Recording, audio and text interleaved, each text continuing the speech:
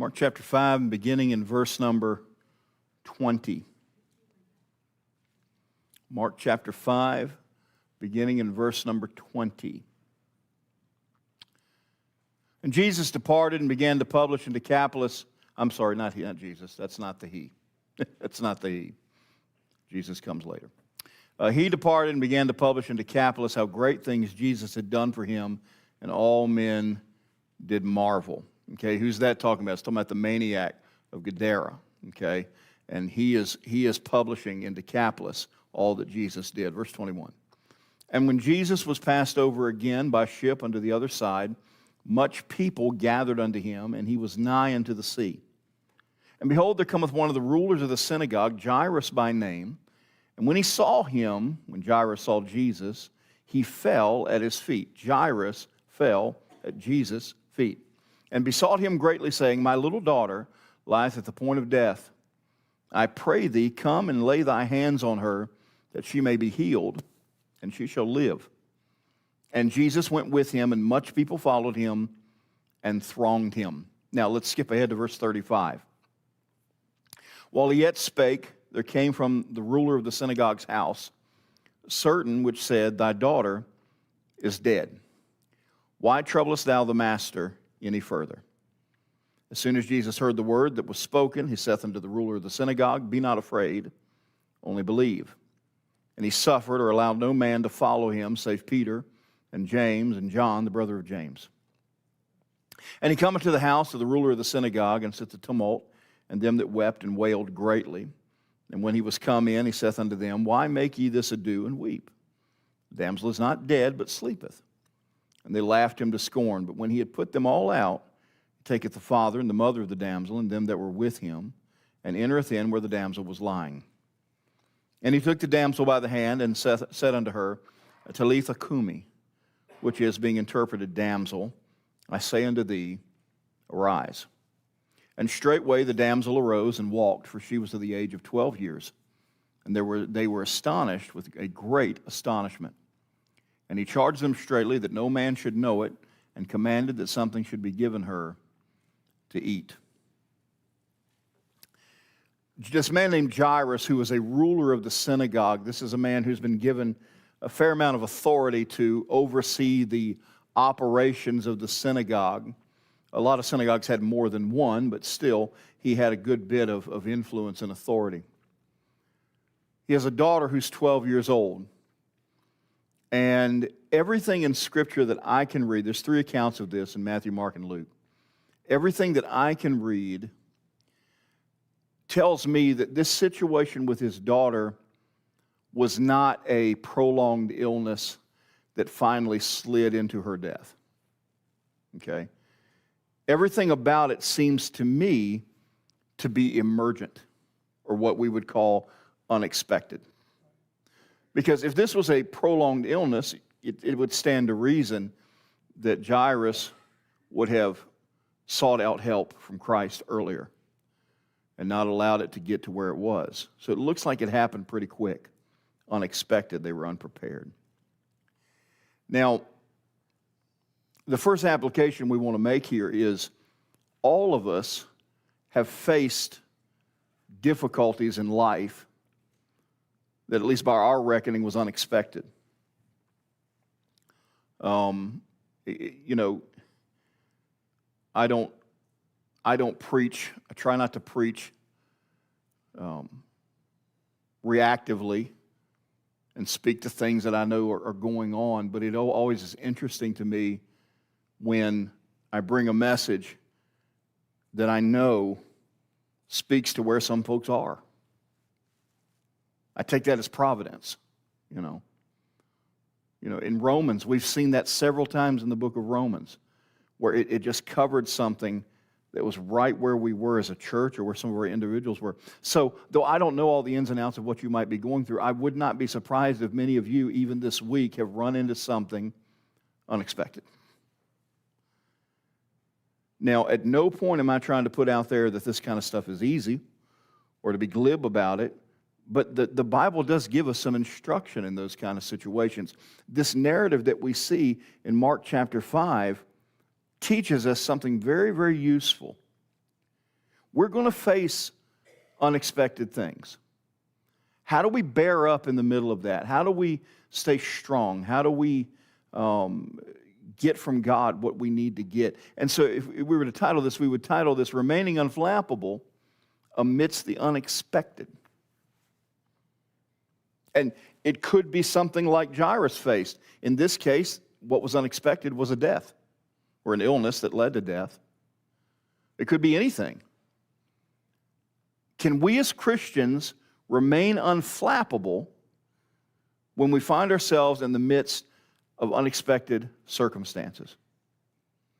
Well, we've got seven counsels from God's Word tonight that we want to look through real quick. And we'll begin in verse number 21. Number 1, be prayerful. Be prayerful. Verse 21. And when Jesus was passed over again by ship unto the other side, much people gathered unto him, and he was nigh unto the sea. And behold, there cometh one of the rulers of the synagogue, Jairus by name, and when he saw him, he fell at his feet and besought him greatly. Notice this. Jairus did not waste time running to this rabbi, to this leader, to this Pharisee, to this Sadducee. He ran straight to Jesus. And when we're facing the unexpected, we should do the very same, although we do it through the mechanism of prayer. But let's be honest. How many of us, when we run into something unexpected, this time of year I usually expect my unexpected thing to be something to do with my heat pump. Every year there's always some little something needs to be done with my heat pump. Now, usually, because God's gracious and takes care of me, usually it's something simple like a sensor or, something needs to be cleaned or replaced or whatever. But every once in a blue moon, guy will come walking in and he's kind of doing this with his hands, and that's when I know I'm in trouble. And I remember one year in particular, guy came in and he said, your unit's shot. Compressor's gone, can't replace it. We're going to need to get you a whole new system. And I mean, by the time he was done at that time, we're talking thousands and thousands of dollars. And the very first thing I did was I started crunching numbers and figuring out where I can cut here and do this and do that and, go work part-time at the funeral home. I had all kinds of ideas in my head. But what was the first thing I should have done? Run to Jesus. Finally, after I did all that, I wised up. And I said, Lord, this is beyond our ability. Not without putting a serious dent in our savings. Lord, would you take care of this? Would you help us? Long story short, I was lied to. There were compressors available. You just had to find somebody who's willing to look for one. And we had old boy find us the compressor, put it in there. That same unit, by God's grace, is still running today. Same unit. God took care of it. I don't know what you're facing, friend, but make sure the first place you run is Jesus. Be prayerful. Be prayerful. It should always be our first response, not our last resort. Number 2. Now, this word gets some bad play, but we want to use it as it's defined. Be pious. Now, we don't mean walk around, holier than thou and all of that. The word pious literally means worshipful. And when we enter into an uncertain circumstance that's negative, we dare not stop worshiping. All right, look at verse 22. And behold, there cometh one of the rulers of the synagogue, Jairus by name, and when he saw him, he fell at his feet. Now, when you go over to Matthew chapter 9 and look at Matthew's account, by the way, the Gospels don't contradict one another. They supplement one another, and they give us more information. And Matthew does just that. In Matthew chapter 9, verse number 18, it says this, while he spake these things unto them, behold, there came a certain ruler and worshiped him. So we put those two together, and we see that when Jairus falls at Jesus' feet, he is doing so in a posture of worship.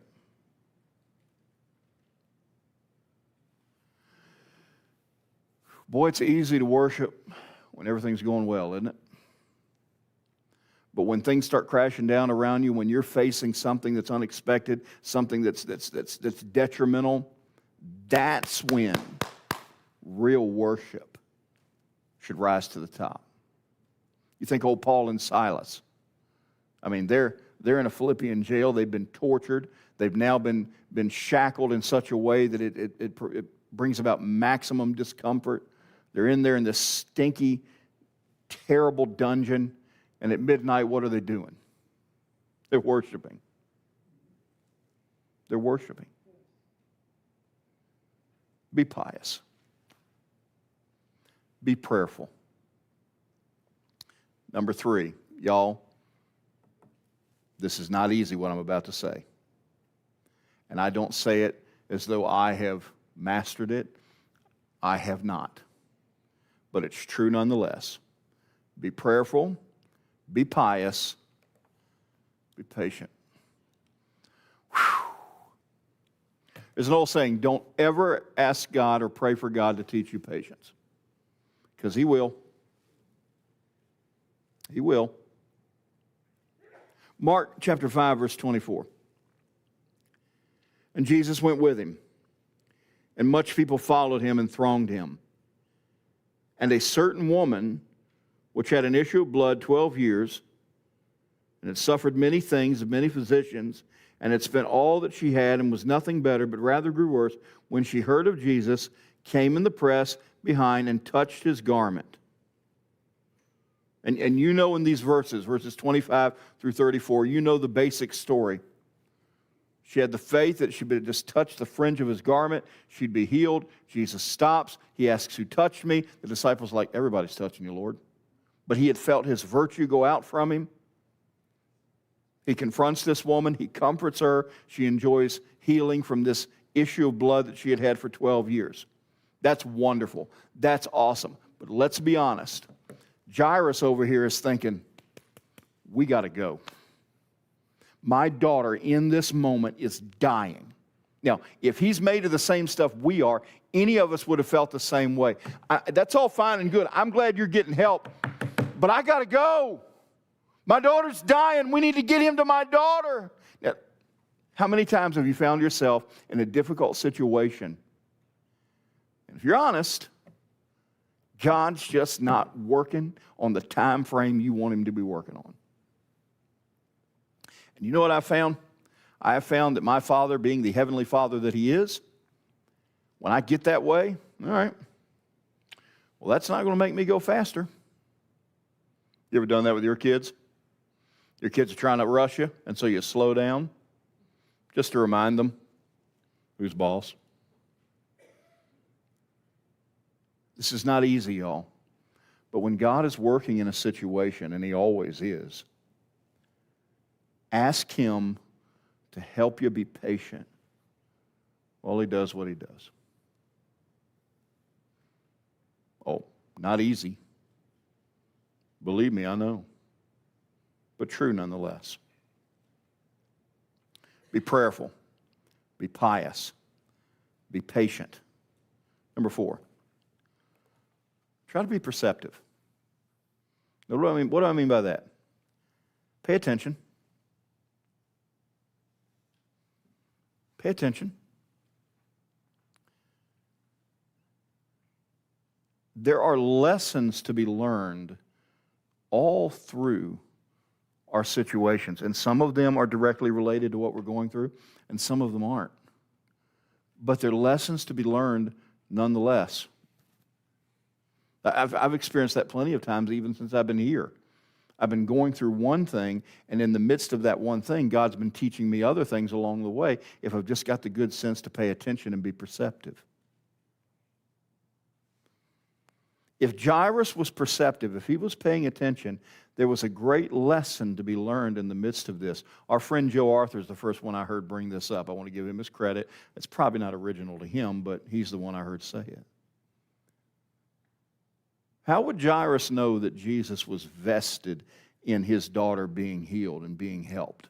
How would he know? Well, here's one way he would know.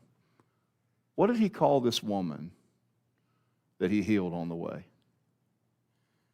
He called her daughter. He called her daughter. Do you think that's a lesson that could have heartened Jairus on the way? He cares about daughters. I think so.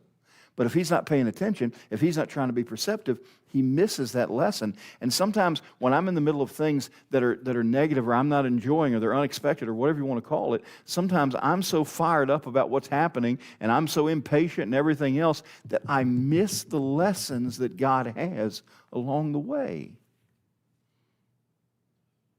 Try to be perceptive. We want to stay unflappable amidst the unexpected. Be prayerful, be pious, be patient, be perceptive, and then by God's grace, be persistent. We could put it this way, a spiritual stubbornness. I'm going to trust Him no matter what. I'm going to trust Him. Verse 35. While he yet spake, so he's just told this woman, go in peace, be whole of thy plague. And while he yet spake, there came from the ruler of the synagogue's house certain which said, thy daughter is dead. Why troublest thou the master any further? Can you imagine how that hit Jairus? He's got Jesus on the way, and hope has been soaring, and then all of a sudden, bang! Like a duck that's been shot from a blind. Down it goes. But what does Jesus say? Verse 36.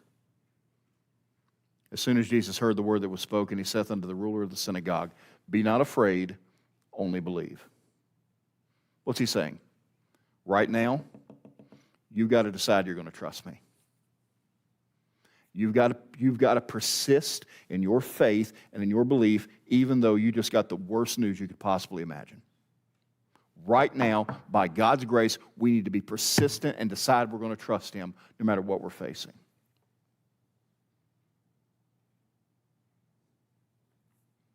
All right, so be prayerful, be pious, be patient, be perceptive, be persistent. Number 6, be purposed.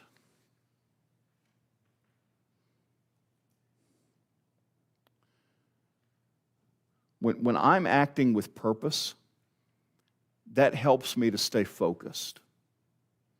If I don't have a sense of purpose, I get aimless and I lose my focus. But if I have a sense of purpose, that lasers my focus to where it ought to be. And Jairus, as he gets closer and closer to his home, he's going to need that focus. He's going to need that sense of purpose because he's going to have to get through some stuff to get to where he needs to be. First of all, he's got to focus past the pandemonium. P-A-N-D-E-M-O-N-I-U-M, if you need that. He needs to focus past the pandemonium. The closer he gets to his house, the noisier it gets. Why? Because in that culture, one of the things that accompanied mourning was music. And the tradition, the Jewish tradition of that day, even if you were poor, you were required to have a minimum of 2 musicians.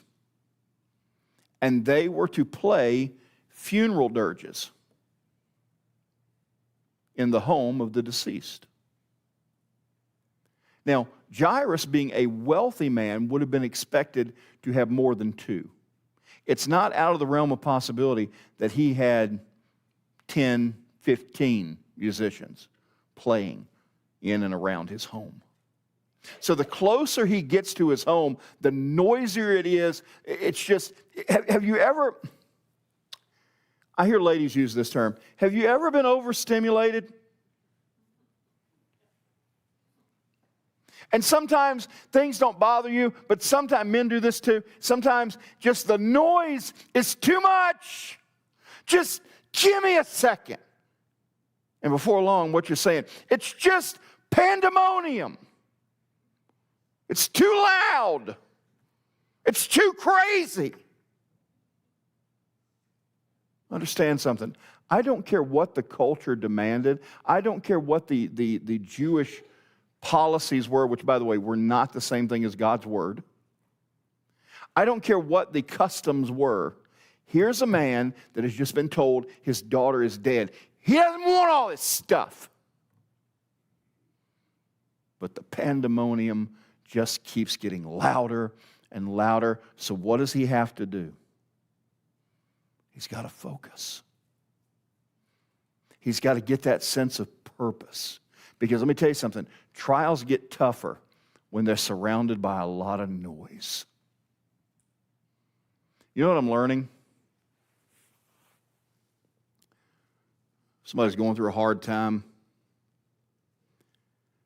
I don't think they'd mind me mentioning this, but like when I went over to be with the Edmonds that Sunday.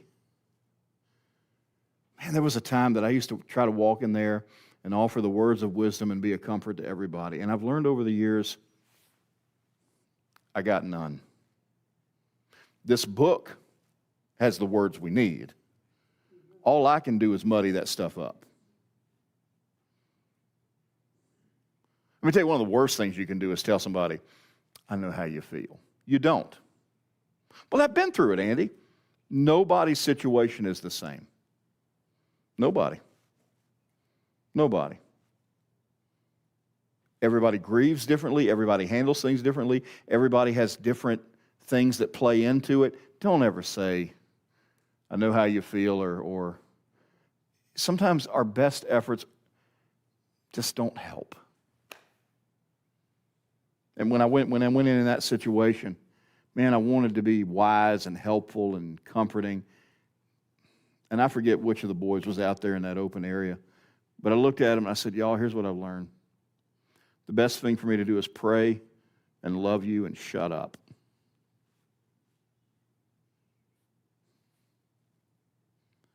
Because what they didn't need was a bunch of noise. But I got news for you. When you're going through a tough time, there's always going to be noise. So what do you got to do? You got to focus. You got a purpose to see past it. How do you focus past the noise? Remember that Jesus is still there. But not just the pandemonium. You've got to focus past the pretenders. See, this house isn't just full of music. This house is full of fakes. Fakes? Yeah. Look at verse 38, or 39 rather. And when he was come in, he saith unto them, this is Jesus speaking, why make ye this ado and weep? The damsel's not dead, but sleepeth. By the way, Jesus is not lying here. That is a euphemism for death, and in God's economy, it is sleep. Why? Because he's going to wake her up. The damsel's not dead, but sleepeth.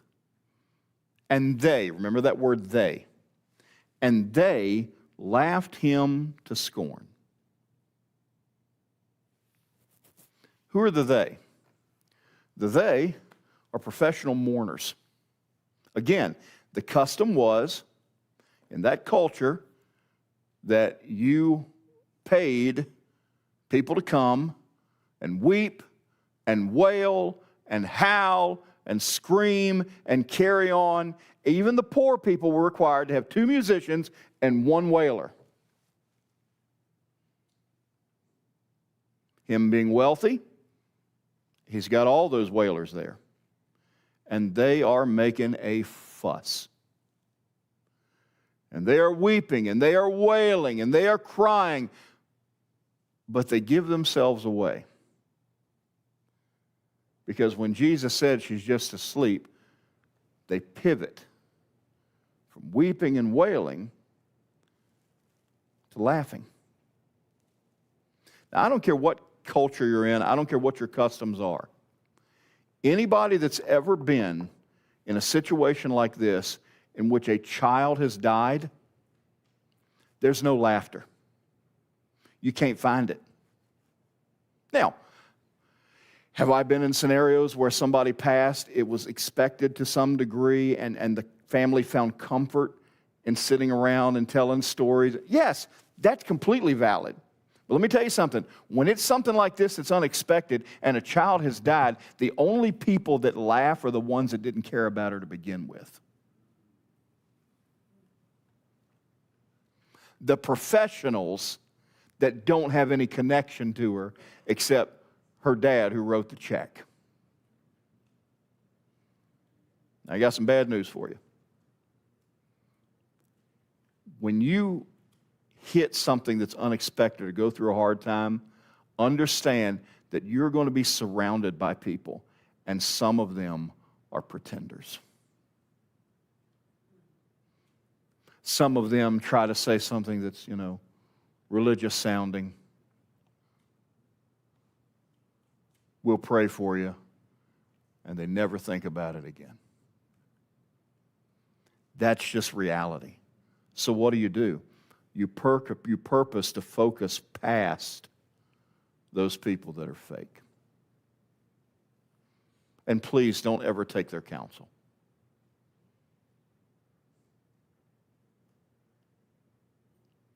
How do I remain unflappable amidst the unexpected? I've got to be prayerful. I've got to be pious. I've got to be patient. I've got to be perceptive. I've got to be persistent. I've got to be purposed. And then be prepared. When I am in the midst of an unexpected difficulty, you're not going to feel like it. You don't even want to think about it. But it is so vitally important that in the midst of that difficulty, by God's grace, you start thinking practically and you prepare for what's next.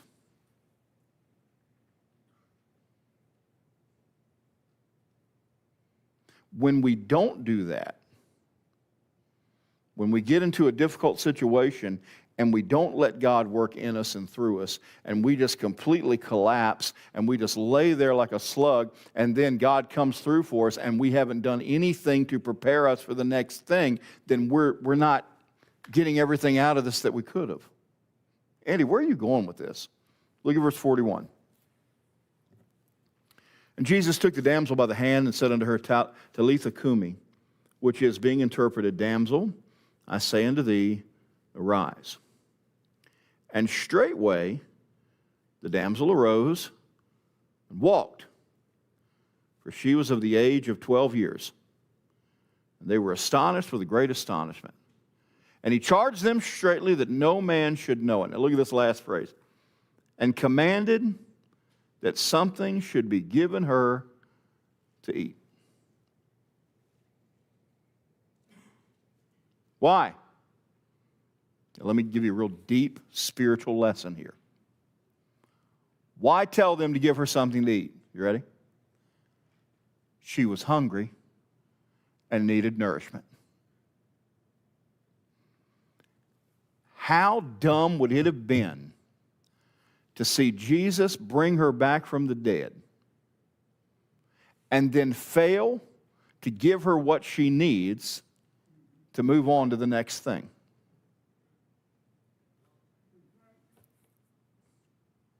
She's back from the dead. What should she do? That which is healthy. Eat.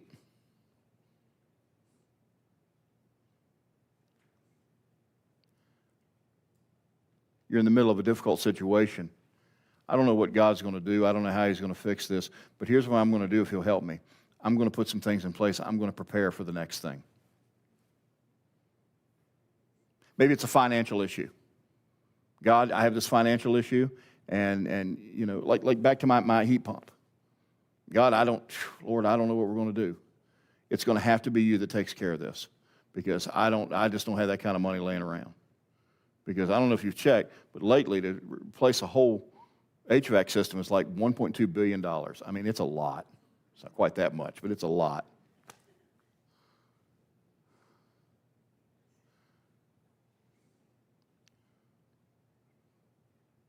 And then God miraculously provides the compressor that I was told couldn't be gotten.